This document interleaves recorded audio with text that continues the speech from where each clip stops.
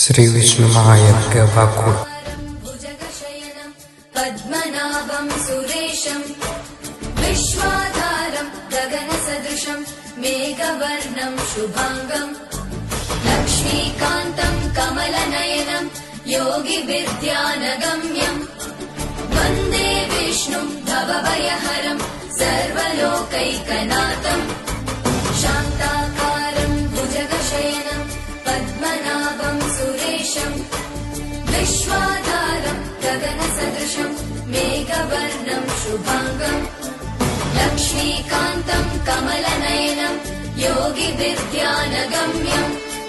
वन्दे विष्णुं भवभयहरं सर्वलोकैकनाथम्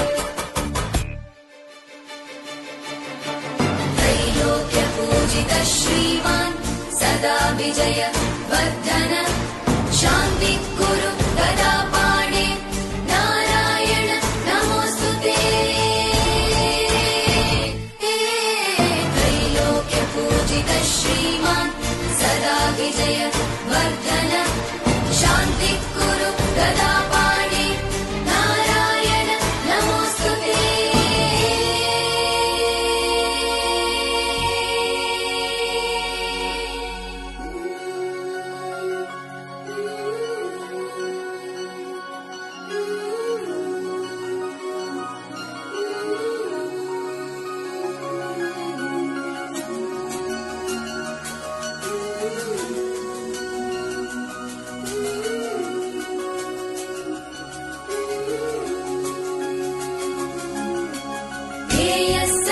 सवित्रमण्डल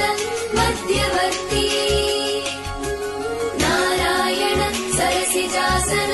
सन्निविष्ट